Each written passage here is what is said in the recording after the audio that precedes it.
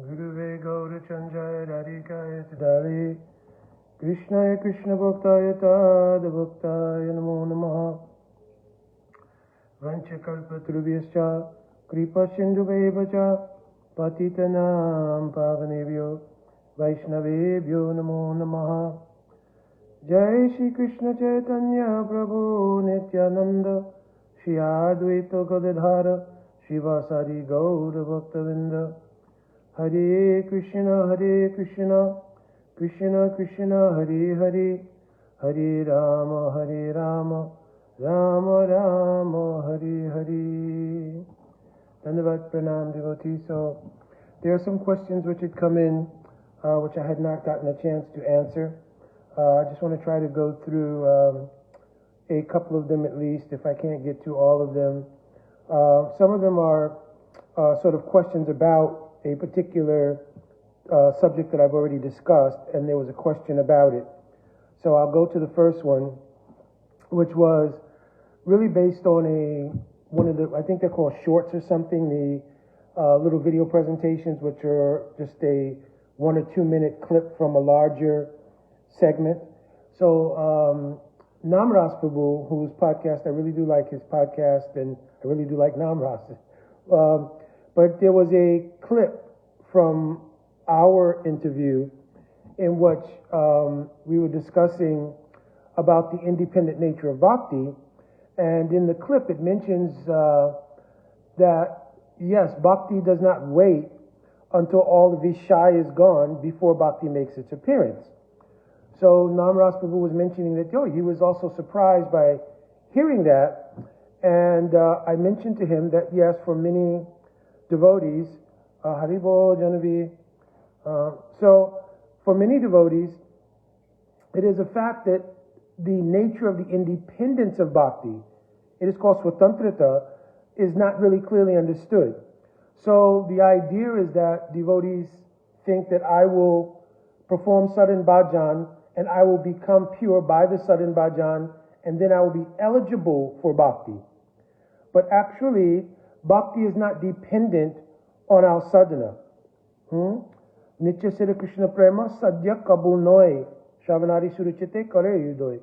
So in Chaitanya Charitamrita, which is the Bengali quoting of a Sanskrit verse in Bhakti Rasamrita Sindhu, Kriti Sadhya, Bhavat Sadhya, Bhava Sasaranabhida, etc., it's saying here that Krishna Prem is Nitya Siddha.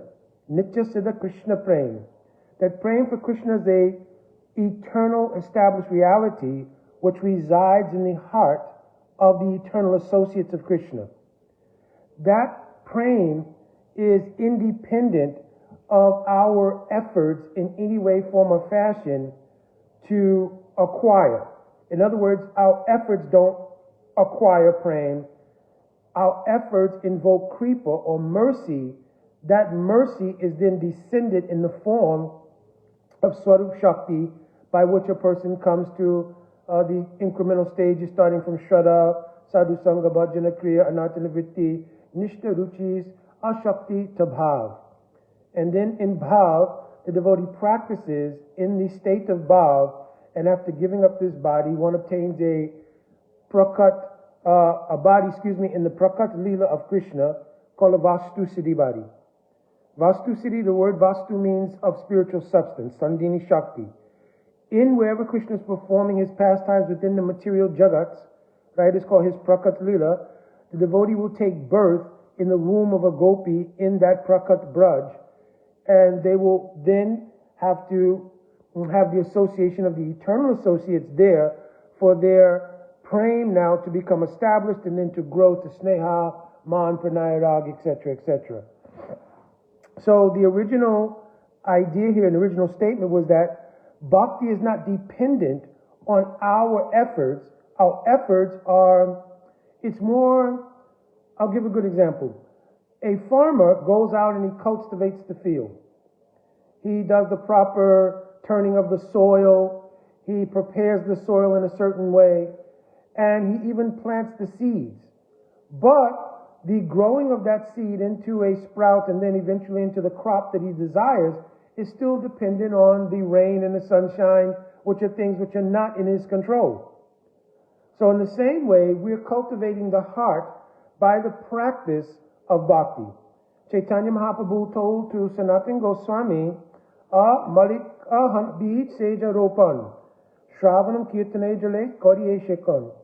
That like a gardener, Malik means like a gardener, you should plant the seed of devotion. And then you should water it by hearing and chanting. So the hearing and chanting means hearing and chanting the Harikatha of a sadhu. By hearing and chanting, or hearing the chanting of the sadhu in the form of Harikatha, that waters that seed. And it's by the influence of Swarup Shakti in the Harikatha of the sadhu that now that seed starts to unfold, etc., etc. But our efforts are not what makes it happen. Our efforts only cultivates the field. And then it requires the mercy inherent in the Harikatha, the Swarup Shakti inherent in the Harikatha, for the efficacy to start to manifest in the seed that's planted. So in this way, I was explaining to Namras Prabhu that actually bhakti is independent. Bhakti can appear in anyone. It's not dependent on their status at all. Bhakti appeared in Jaggai and Madai. You understand? By the mercy of Sri Nityananda Prabhu. So bhakti is not dependent on our purity. So it does not mean, therefore, we should not endeavor to purify our existence.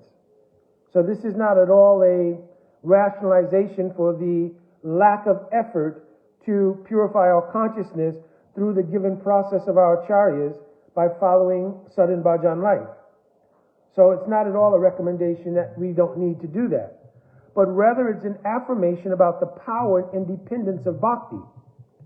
So similarly in the 10th canto Srimad Bhagavatam, it's made clear, Vikridam Rajavarubhiridam cha Vishnu, Sharanvatu Anushanu Yadvana Yadyaha. Here's the important line. Bhakti param pratilabhya kamam ridrogam. So ridrog means that the heart is still contaminated by things like lust. But bhakti still may appear there. Bhakti param bhakti pratilabhya may be obtained. How? By the independent potency of bhakti. And when bhakti appears, bhakti itself will remove the last vestiges of anything that is an obfuscation to its manifestation. You understand? Even when we're practicing sadhan bhajan, it is bhakti shakti that's actually doing everything. It is not that the jiva is the doer. Just like in the material arena, the jiva is not the doer. Prakriti kriyamanani gunai kamani savasha ahamkara vimudatma karta hamiti manyate. The idea that I am karta means the doer is coming from the ahamkar. Understand? So it's saying here clearly we're not the doers. So similarly, when we are in the spiritual paradigm, we're also still not the doers. We're the sakshi, means the witness of the activities of Bhakti Shakti, having prayed for the mercy of Bhakti Shakti to descend and having come in contact with Sadhu Guru, and that mercy starts to flow. We're witnessing the glory of that. It's not that we're doing it. You understand? So this is the gist of what I was speaking about when we were on the podcast, at least that section of the podcast. There were many things spoken about, but it was about the glory of the independence of bhakti. And that should give hope to everyone, that I'm not caught in the struggle that I will have to definitely become completely pure before bhakti descends. What I will have to do is invoke the kripa or mercy of Sadhu Guru and Guru Parampara and Sachinandan Gaur Hari, Shri Radha Krishna Yugal, especially the mercy of Srimati Radharani, because she is the persona of Bhakti Shakti, that, oh, you will please purify my heart. And then our activities are the manifest form of that plea or that prayer. You understand? So doing sadhan bhajan life, getting up for Mangalarati, doing all of the processes is involved in the Mangalarati, and then the processes involved throughout the rest of the day. Our service to Thakurji. I mentioned the other day in one class, there are 5 things. In Manasiksha, Raghunath Das Goswami has referred to them as Panchamrit. Panchamrit means 5 kinds of nectar. What is that? Nam Kirtan, Sadhu Sangha, Bhagavat Sravan, Maturavas and Shri Murtaya Shraddhai Sevan. So here Nam Kirtan, I think I explained the other day, is the root of all of the practices. Chaitanya Mahaprabhu told, Nam Nam Akari Bahuda Nija Sarva Shaktis. All of my power is there in Harinam. Now, Nam Kirtan has to both be received and nourished in the Anugatya of Sadhu Sangha. I've explained Sadhu Sangha many times, but quickly. Sadhu means Sadnoti Sadayati Cha Krishna Premitti Sadhu. That person who has realized Krishna Prem is called Sadhu, or she is called Sadhu. And being a Samyak Rupain Anugamana, being completely absorbed in following their method of bhajan and following their instructions and their orders, this is called Samyak Rupain Anugamana. Right? Anugaman means Anu means three things here. It means to follow, it means to follow continuously, and it also means with great humility. Anutva means considering oneself small like an atom.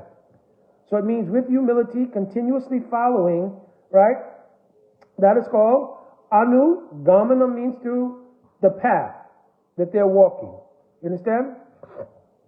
So by doing this, then one naturally is able to invoke the kripa of that sadhu guru. And therefore Harinam, Kirtan, becomes manifest in its full efficacy.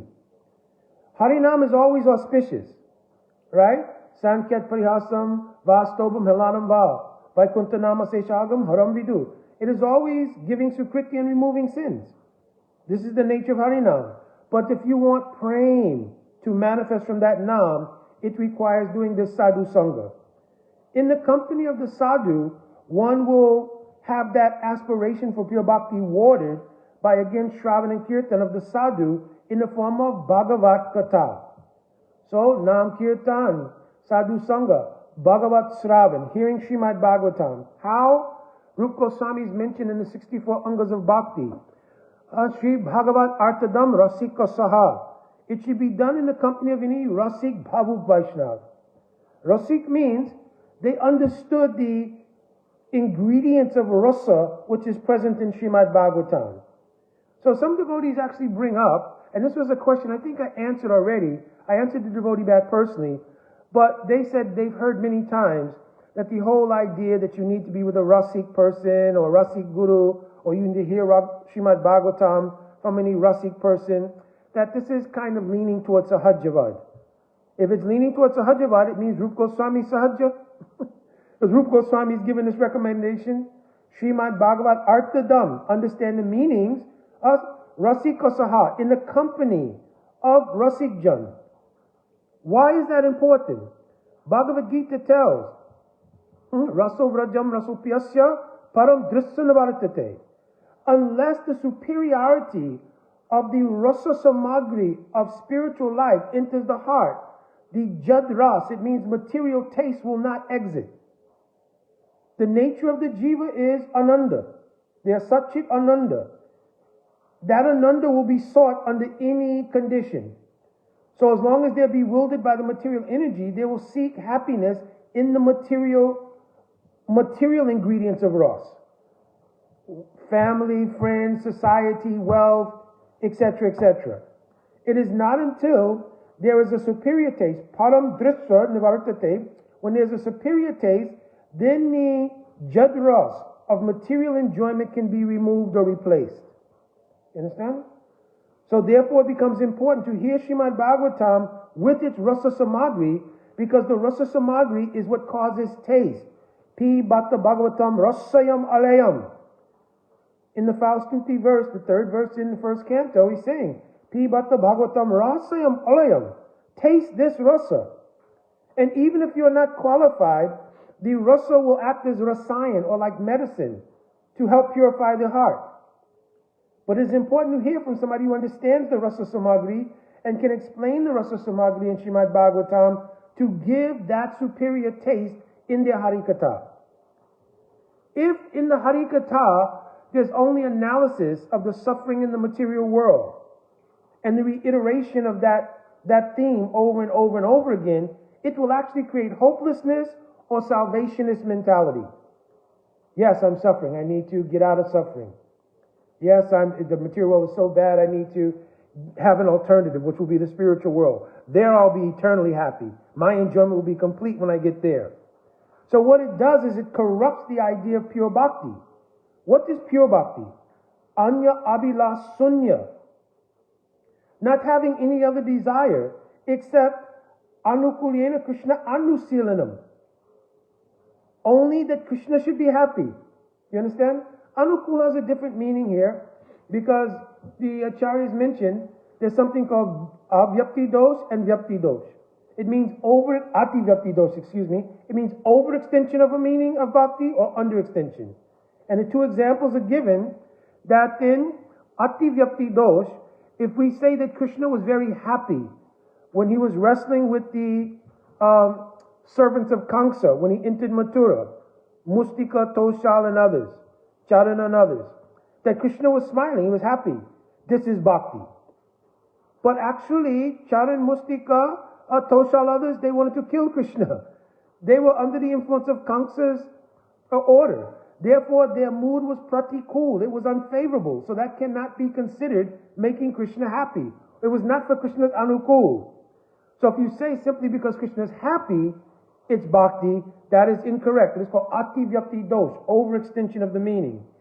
Avyapti dosh means underextension. When Mother Yashoda, during the Damodar Bandhan Leela, was breastfeeding Krishna, and she saw that the milk was boiling over, she immediately put Krishna down to tend to the milk. And Krishna became unhappy, he cried. And of course the whole Leela unfolds, he breaks a pot of yolk, so many things happen.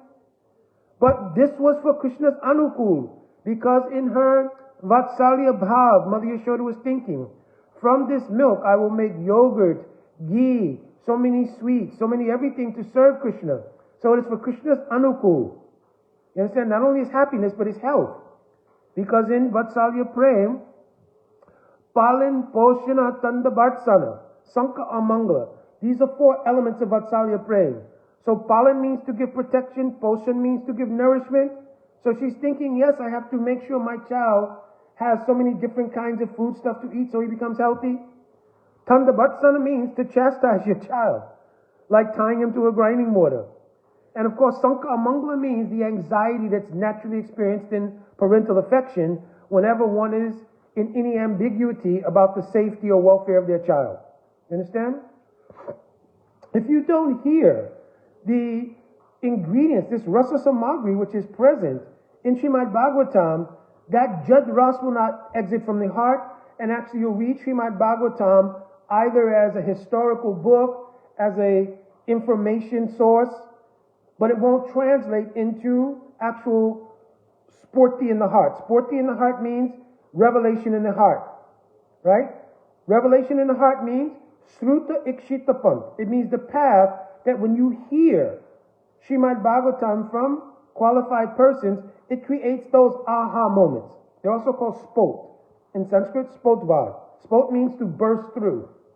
So it bursts through the material coverings that we have and creates revelation, aha moments. You understand? This is the importance of hearing Srimad Bhagavatam, but in the association of those who are rasik and bhavuk, means they have a mood towards Krishna. And then Mathuravas. Mathuravas here means Sambandha Gyan, I am a Brijabasi. Because you cannot serve Krishna without this consciousness. You understand? Brajbas means that I want the desire, like the residents of Braj, to serve Krishna in this manner. The line coming from Mahaprabhu has this consciousness. So in the Adi Leela of Chaitanya Charitamrita is clearly mentioned, I think it's 316 or so. Aishwarya Gyani Sakale Jagate Amor Mushit, Aishwarya Shaitila Prem Naimor Preet. That love does not become nourished or grow when the conception of Krishna's Bhagavat or Godhood becomes prominent. Therefore, Krishna is telling, I don't want that to happen. Therefore, I more appreciate the mood of Brijabasis. All during the Kartik Mas, last month of Kartik, we're singing, Iti Drikshwali Labir Ananda Kunde Swagosham Nimanjantam Ayang Payantam Tadi Jeshita Geshur Bhaktarachita Tvam Punah Premata Sam Satavritti Vande. That Satyavrat Muni is telling, I'm listening, I'm giving information to all of those who are absorbed in the Aishwarya Gyan regarding Krishna's Bhagavata, that he's God, like Narayan. I'm telling, Krishna is never conquered by that. He's only conquered by pure love, and that pure love is what he was seeing in the Swagosha, means the residents of Braj. He saw how Nimanjantam. In Sanskrit, Nimanjantam is very interesting because it means to be submerged or pressed under. But here the indication is that Nimanjantam means involuntarily. So Itti Drikswalilabir Anandakund. They're being forcibly submerged in the ocean of the Ananda of praying seva to Krishna. You understand? There's also a very deep implication here. Because by saying the Ananda Vritti of their love is what's submersing them in this well, or in this kund of happiness, means they're not desiring that happiness themselves, they're only desiring Krishna's happiness. Forcibly, by the nature of the love, they're also being submerged in an ocean of happiness. So I'm going to end with another concept which was part of the question here. And that was, I gave in one lecture some statements from the Bhakti Rasamrita Sindhu of Rupa Goswami Pad. My Guru Pada Padma has quoted this in the fourth shlok in his explanation of Raghunath Das Goswami's Manasiksha. There are two conceptions where one can obtain bhakti, either in Vaikuntha or even in Vrindavan, in what some vestige of self-interest still remains. So this is very hard to digest. Oh, how can you go to the spiritual world and you're not completely, absolutely pure? Purity in regards to obtaining the spiritual world means whatever it is that you desire, kama, krodha, bhaya, dveshat, right? Shukadeva Goswami was telling the Maharaj prediction. By lust, anger, fear, envy even, if the central focus and ekantic, one-pointed focus is on Krishna, you will obtain that goal. Kubja was Shurpanakar in Ram Leela. She had the desire to enjoy with the Lord. But because it was in the Maryada Leela, means the Dharmic Leela of Lord Ram, and he had taken a vow, Ekpatni Brata, he would not entertain Shurpanakar. Not to mention she's Rakshashi, the sister of Ravan. But then, in order to fulfill her desire, just simply because she had exclusively lust for the Lord, then he had Lakshman to make her features by cutting her nose, etc., that no other person would be attracted to her. Therefore, her body would remain a pure vehicle because no one else would touch her. You understand? Then she took birth as Kubja, a hunchback woman. And as a hunchback woman, again, nobody would touch her. But she maintained exclusive desire in order to have the touch or hand, even in a lusty way, of Sri Krishna. So our acharyas called this Sadharani Rati, ordinary lust, but it was ekantic, exclusive to Krishna. She had no desire whatsoever in order to have that lust with anyone else. Give me 1 second, please.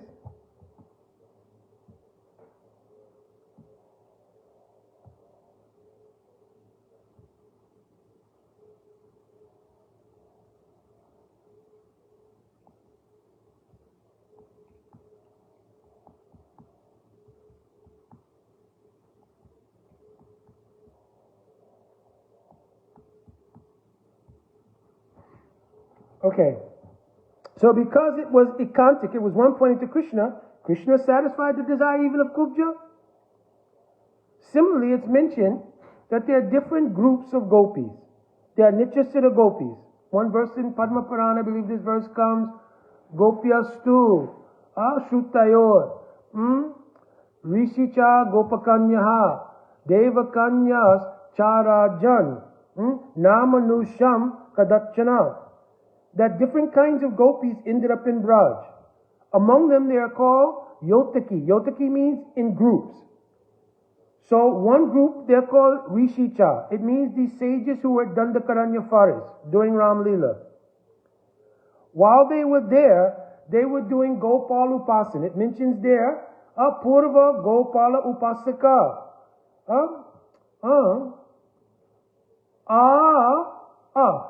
apraptya abhishta siddhayaha.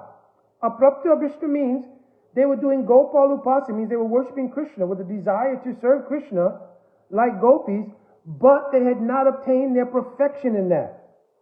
But Lord Ram, when he appeared before them and they gave them darshan, they became attracted because they know that Lord Ram is not different from Krishna. So then Lord Ram gave them the kripa that they could take birth in Braj. But when they took birth in Braj, the nature of some parts of those Rishicari gopis, they did not have association. Hold on a second. Haribo? Mohini? Can you remove the pot for me, please?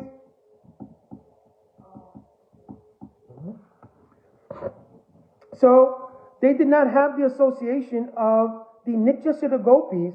Therefore, on the night of the Sarid Ras Lila, when Krishna called for the gopis to come, because it's in the Sarid Ras Lila that all of the southern Siddha gopis go. You understand? So when Krishna called for that Ras on that night, then those gopis who were not having association of Nitya Siddha gopis, right, they attained Braj.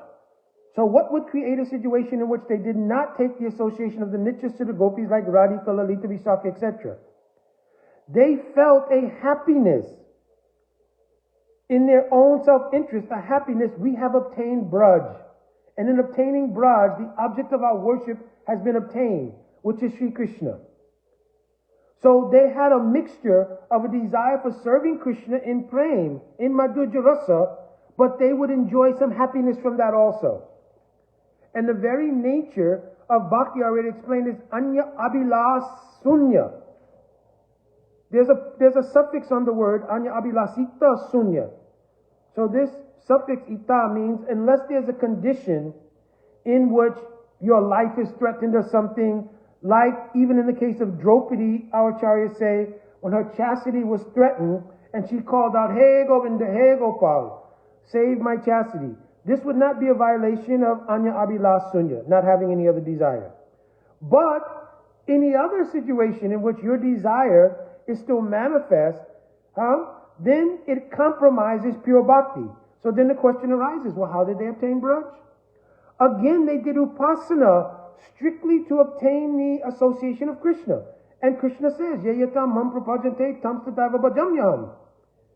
If you do one-pointed bhajan towards me, I will reward that accordingly. So they were surrendered to serving Krishna. Still some smell, however, of the fact that I would also become happy by this service is what is called the last vestige of any kind of contamination. But it's not material.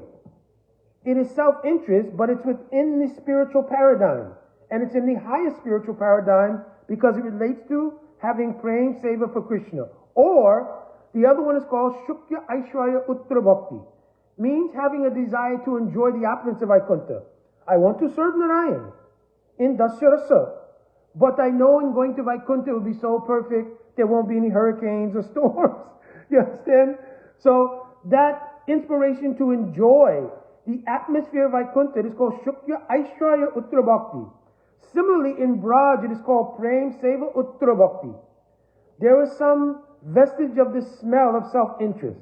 So for those gopis who had that feeling and did not get the association to become purified of that feeling by the association of the Nityasiddha gopis, on the night of Ras Leela, the manifestation of their husbands, because everyone in that Braj, Prakat Braj, they are married. But, the gopis. But, except for the young girls who have not yet come of marriageable age, they're called Gopakanya. Understand? So, except for those other ladies who are married, or young girls who are married at that time, when they wanted to go to Ras Leela, if they were unmarried, their fathers and brothers appeared before them. If they were married, their husbands appeared before them and checked them from going. But they became purified by the intensity of the separation in their heart that took place, being unable to obtain the Ras after hearing the flute of Krishna. So one verse in the 10th canto also mentions Dusraha Virohe Tivra Tapta Dushta Shubha Jnanya Prapta Chukta Shlesha Nivritta Shina Mangali Jaho Gunamai Deham. So here it's mentioning Dusraha Virohe Tivra Tap. Tivra Tap means intense pain. So it says there was so much intense pain that they felt because they were unable to obtain the association of Krishna, hearing him call for them. Dushta Shubha, any last vestige of that self-interest was burnt up at that time.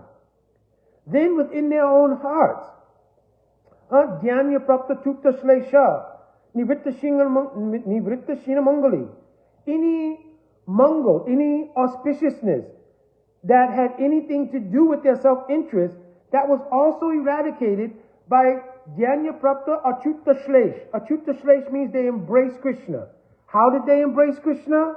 Paramatma Jarabudi Sangata. Krishna appeared in their heart like Paramatma, but they had Jarabudi, means they saw him as a beloved. So in the form of Krishna, he appeared in their heart. And they embraced him, and by that, any idea that anything except the transcendental pleasure of Krishna, all of that went away. Jahu Guni Mahideham. That gun, that quality of self-interest, Gunamahideham, that was eradicated. You understand? So in this way, even when we obtain the highest goal, right, it's very important that we have anugatya. I was speaking to Bhumipati Babu this morning, very dear friend of mine. He's my senior, and I ask him many times for revelations about many things, and especially to find something. If I want to find where's any verse or anything, I can call. He will tell me, oh, Prabhuji, Majalila here, Srimad Bhagavatam here, etc. So, anyway, we were talking this morning, and we were mentioning that in the verse, Krishna Bhakti Janma Mula Hoy Shadhu Shanga, Krishna Prema Janmi Tino Punar Moko Anga, that not only is Sadhu Sangha the birth of bhakti in our sadhaka stage, but even when one attains praying, it says Teno Punar Mukha Anga. That same idea of being in anugatya, in the association of the Nitya Siddhajan, is also immensely important or indispensable. So we were talking about the 5 angas, and we had gotten to the point of the necessity of understanding Mathura Vas to be the Sambandha Gyan of Brijvas, that I am Brijvasi, and in Braj, a particular kind of mood of seva. And then finally, Shri Murtaya Shraddai Sevan, right? It means that how we're serving the deity, which is the manifest form to accept our service, the Acha Vigraha, that form which is particularly invoked by Shri Guru to accept our seva while we're in the stage of a sadhaka. What relational idea we have towards that service is very important. So Sambandha Gyan means Mathura Vas, Braj Vas, and I'm now doing Shri Murtaya Shraddha Sevan. The Shraddha is in this Sambandha Gyan. That Sambandha Gyan is especially given at the time of Diksha from Shri Guru. Shri Guru has already given Harinam, which means that Guru is given the root in the form of Nam of Radha and Krishna. Now, what is your relation with Radha Krishna at the time of Diksha? What is this statement? Divya Gyanam Yanta Shimanti Matre Bhagavat Sarup Gyanam Tena Bhagavat Sambandha Visesh Kanangscha. At the time of Diksha, Guru reveals clearly that Sri Vrajendranandan Krishna is your Ishtadev, and your particular relationship with your Ishtadev, Visesh Sambandha Gyan, is this. You understand? In other words, I'm saying this because according to your ruchi in your heart, because the particular mood you have towards serving Bhagavan begins as an impression that came in the association of a sadhu. Jiva Goswami Pad says in his tika on one verse in Bhakti Rasamrita Sindhu of Rupa Goswami, I think it's 2538, and the verse is Yatartam Aso Swadha Viseshu Lashmahi Api Rati Vasanaya Shwadi Bhashite Kapi Kasyatit. It's saying that the question is being posed. Of all the different types of mood to serve Krishna, we understand that this Madhurya Rasa, it is the highest. Highest here is not a material mundane metric. This is better than this in a mundane sense. It is a transcendental appreciation that comes from, in Ramananda Samvad, it mentions from Tatashta Vichar. It means if you took a neutral look at it. But every person in their own rasa experiences that rasa to be completely fulfilling. Brihad Bhagavatamrita mentioned, Tatatra na aparito shat shat. Aparito shat shat means don't think that people who have a rasa, which is not madhurya rasa, are not feeling the same degree of fulfillment. Don't think like this. Because upasana anusrena date bhagavan hi phalam. Krishna's awarding according to the upasana that's done based on the ruchi that's there in the heart. Where does that ruchi come from? It's mentioned in this verse, Rati Vasanaya Swadvi. That particular taste or ruchi is born from Rati Vasana. It means impressions. Jiva Goswami in his Tika says, you can't trace out when that impression took place. But now, where did it come from? Srila Vishwanath Chakravarti Thakur Pad in his Tika on the same verse says, it came in a previous life. It's a praktanak sanskar, means in a previous life, from a devotee with that same mood. You understand? So it's clear where the impression comes from. When that ruchi is grown and nourished through the process of bhakti, then in the stage of bhava-vas, when Swarup Shakti will descend, it descends onto that established ruchi and manifests the 11 elements, which are the actual form of that seva abhista or desire of service. The ruchi in that desire for that kind of service. You understand? This is called Swarup Siddhi. It means one sees one's own Swarup according to the seva abhista that they've nourished over the course of many lifetimes and has finally become fully mature. You understand? So one serves the deities. Shri Mutai Shradai Sevan. Because what you do, according to Prem Bhakta Chandrika, what you do now in practice, you will do in your siddha. So the Archa Vigraha is accepting your sadhaka activities to train you what you will do in siddha. So we're trying to put together some writings right now describing the actual mood and meditation of the practices that we do. Because if there's no mood and meditation based in Sambandha Gyan, the activities become niyama agraha, ritualistic in nature. Or another word is called anustanic. Anustan means to do something daily. Every day, anustan. I do this every day. But the emotional, spiritual development is not really taking place because there's no connection between the identity and this particular activity. You understand? There's an idea, it's duty. I'm a das of Krishna. I've heard this anyway. I'm a das of Krishna. And so I'm practicing according to that understanding. Krishna's God, so I should obey God. And the Guru is a representative of God, so I should obey Guru. And so I'm doing these things. You understand? But if Sambandha Gyan has not arisen, then you cannot apply these things to an emotional content relating to you in your spiritual capacity. Here, Sambandha Gyan doesn't necessarily mean full realization of your Swarup Siddhi. It means the conviction and the full faith in Sri Guru. Yasha Devi Tata, Yasha Devi Parabhakti, Yasha Yata Devi Tata Guru. Tahishati hi artaha prakashakanti mahatmanaha. The prakash of the artha of everything regarding your spiritual practice happens when you place the faith that you place in Bhagavan, you place that faith in Guru, the prakash of what it is you're doing illuminates in your heart. You understand? So this will mean understanding Sambandha Gyan. Again, if there's no Sambandha Gyan, what will happen is you'll carry over your material, egoistic upadi. Upadi means like a material designation, right? Because when there's avidya, means ignorance, it gives 5 features. Asmita, I am something other than the servant of Krishna. Asmita, rag and dvesh, right? It means that therefore duality arises because I'm not in my original and organic natural consciousness. And abhinavesh, this absorption is inextricable on my own. I've explained this many times, so I'm not really going again. But asmita is bolstered by ahamkar. Because the ahamkar says, yes, I am this particular material designation. So we have a particular karmic portfolio which has arisen due to previous lives. Karmana, Daivana, China, Jantu, Dehopapatye. In every life, we get a particular karmic package. My name is John Doe. My mother is Sally Doe. My father is Bob Doe. We're the Dodo family. Understand? And so you identify with all of the things related to that, and the false egoism confirms it. Because it says, yes, aham, I am a John Doe. And I am the karta and karana. That's why the word kara is used. Aham means I am the kara. Karana means the cause, and karta means the doer. And I quoted the verse earlier from Bhagavad Gita, Prakriti Kriya Manani, Gunai Kaman Savasha, Ahamkara Vimudatma. The ahamkara is bewildering us to think, yes, I'm this karmic package. You understand?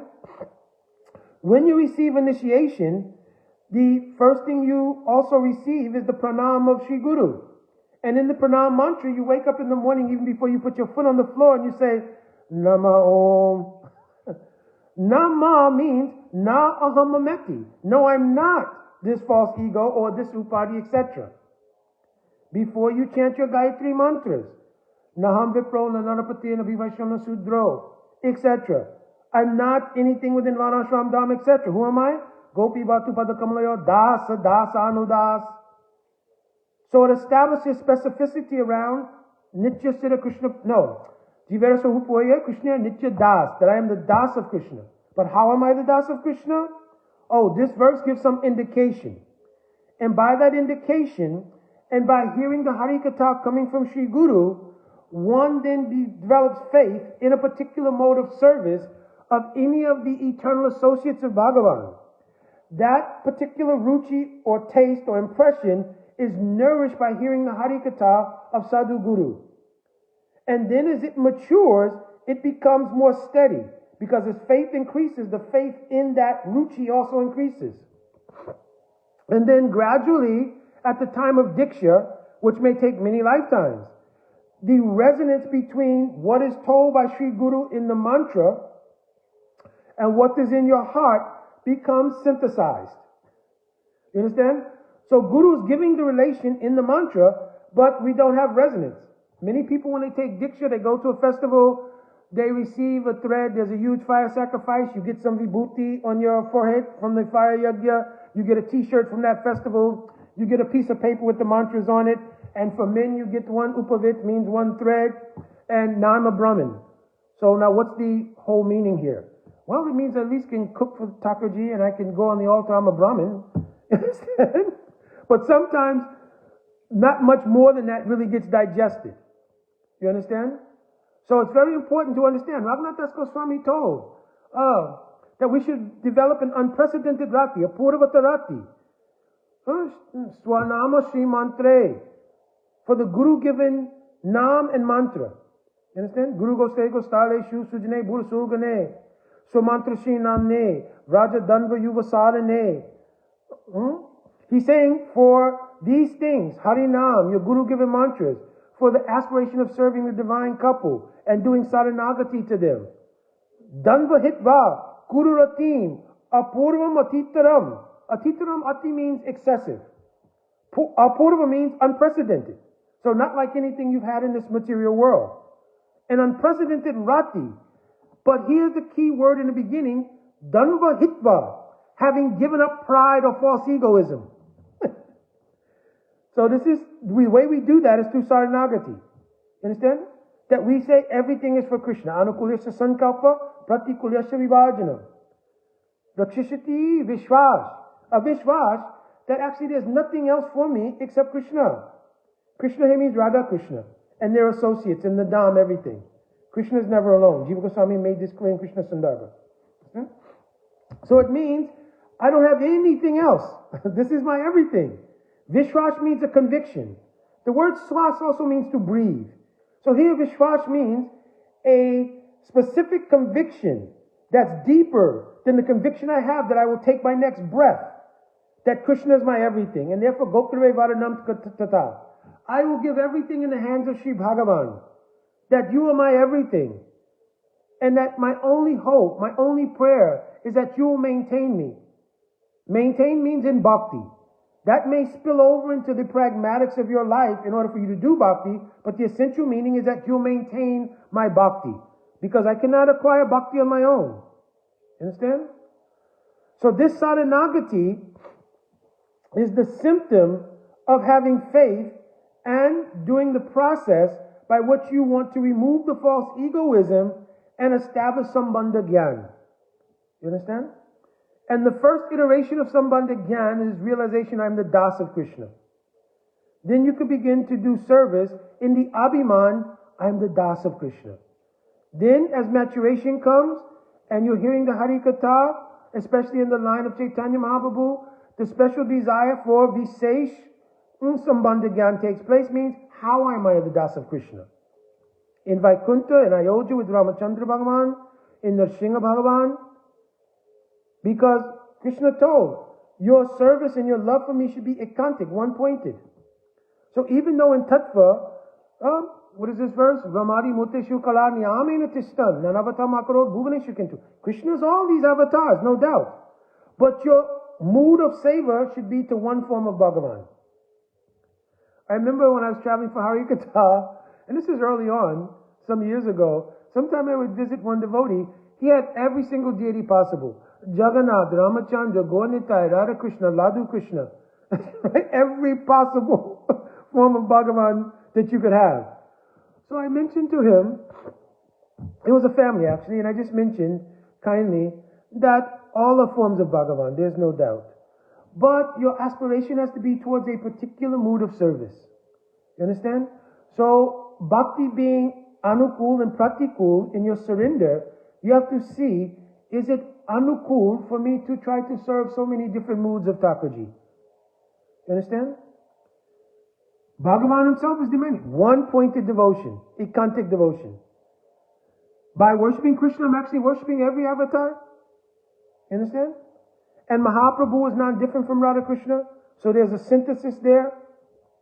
You understand? So anyway, then we say Sambandha Gyan will mean a particular type of aspiration for a particular type of mood.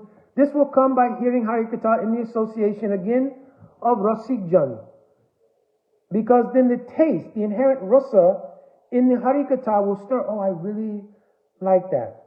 And then when there's some maturation, because prior to the stage of Nishta, some idea may arise. I gave the example before, many years ago, I was teaching martial arts. And of course, the devotees who came to the martial arts school would become inquisitive about bhakti, because we had pictures of Guru and so forth and so on. So when they began to hear about bhakti, they took an interest, and some of them took initiation. Many were disciples of His Holiness Srila Bhakti Tirtha Swami Maharaj. And during that time, sometimes they would speak to me and they would ask questions, and they say, so my Ras must be with Nrsingadev since I'm so much into martial arts and so on. So I said, well, let's nip this in the bud. Actually, the real manifestation of your particular taste will come about as you reach maturity, beginning at the stage of Nishta. Because as long as your bhakti is in the stage of anishtita bhakti, so many material impressions are still present while you're trying to practice. Srila Prabhupada clearly wrote in Srimad Bhagavatam purport that the devotee practices bhakti in the stage of anishtita bhakti in 81 different varieties of the influence of the modes of nature. There are 9 processes of bhakti. There are 3 modes of material nature, but there are mutations, goodness to passion, passion to ignorance, ignorance to goodness, creates 9 varieties. 9 times 9 is 81.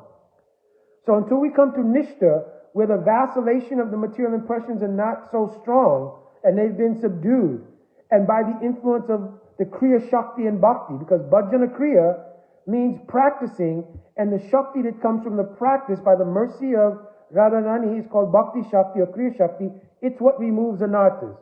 We cannot also remove our own anarthas. Yes, Prabhuji, I'm just waiting to remove my anarthas. Right? You cannot remove your own anarthas. The power in bhakti removes the anarthas. You can bear witness to the glory of the power of bhakti removing them. Right? You can only hope. Your hope is manifest in the activities of a practice. So going Mangalarti, doing all these practices, is an invocation for mercy. The mercy comes as Bhakti Shakti, Kriya Shakti here, because it's called Bhajana Kriya. It removes the anarthas, creates Nishta, Nishchalaya Yashashti Nishta. It creates the platform of steadiness. on that steady platform, when you hear Srimad Bhagavatam, the Rasa Samagri in the verses of Srimad Bhagavatam come on the heart. Tat tat bhava adi madhure shruti dira prakshate nasa sastra yuktings cha talobat utpatti lakshanam. When you hear these things, it causes ruchi or lobe, utpatti lobe, for lobe or greed in a particular mood to arise in the heart. So this begins at the stage of ruchi. Then ruchi itself, when it becomes intensified, becomes the ruchi in the aspiration clearly of a particular mood, of a particular associate. This stage is called ashakti. Jiva Goswami described it. Tasya tadrasa sudhakarakabasa samulasita hridoy spatika mani.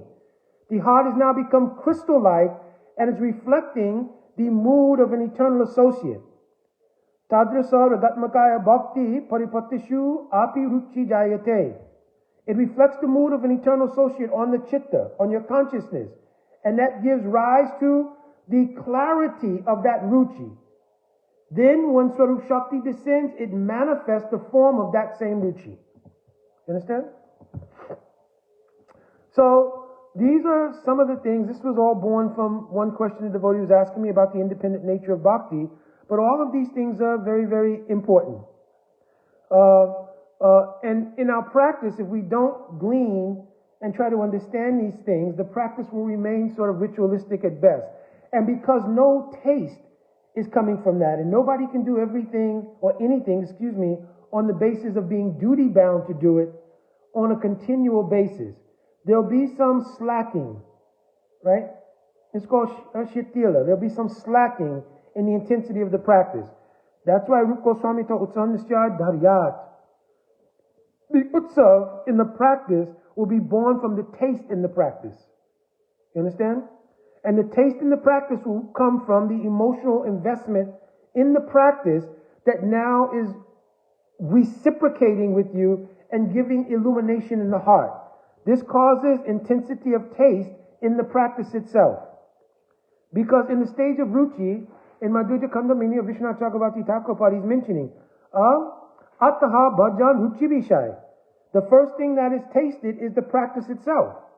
How wonderful it is to chant Harinam. How wonderful it is to attend the Mangalarti. If you're a household grasta, you may do Mangalarti in the house. There's no real suggestion for not doing Mangalarti.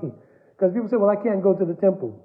Still, you can rise in your house, and most devotees have deities in the house.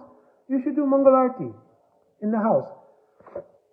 The Mangalarti is really not that long of a program. Of course, you should take advantage to chant your rounds, doing Brahma Muhurta hours, everything. There's specificity why these hours are very important. You understand? Like in Mangalarti, in the line of my Guru Parapadma, after we sing Guru Ashtakam and we sing the glory of Srila Bhaktisiddhanta Saraswati Thakur, there's one kirtan which is written by my Param Gurudev, Srila Bhakti Pragan Kesha Goswami Maharaj, Mangala Shri Guru Gaura, Mangala Murati, Mangala Shri Radha Krishna Jugala Piriti, Mangala Nishanta Lila, Mangala Udaye. So here it's saying that in the morning it is Mangal, it is the most auspicious time. And it is the genesis of so much savor, especially if you have aspiration to serve in the line of Rupa Goswami, especially as Rup Manjari. There's so much savor during this Nisant Lila. So this time awakens the great auspiciousness, both in the aspiration for service, because we're in the aspirational stage. Right? If we try to impose artificially, we're in that stage, it is called Prakrita Sahajavad. You understand? So the aspiration for that stage is there. So therefore, we're cultivating the mindset and mood by such kirtans as this, that this is very Mangal, because it is the time of Nisant Lila. And then if you hear the Harikatha of Nisant Lila, then so much taste will come in the heart, I want that thing. Everything we do, even in the material world, is garnered by the invocation of taste in us for that thing. As a child, I can remember how many times you watch some TV show and everything, things go better with Coke. If you hear that enough times, you start to think, and Coca-Cola or whatever those things are horrible for you, for your health. You understand? Or you keep seeing the image. And I'm remembering, I'm dating myself. I'm 70 years old at this point. So I can remember in the 60s seeing TV shows where they actually advertised cigarettes, and they had a person, he's obviously an actor, but he put on the coat of a doctor, like the white coat, said 9 out of 10 doctors recommend this brand of cigarettes. You understand? So it's creating an impression. Similarly, Harikatha creates an impression in the heart.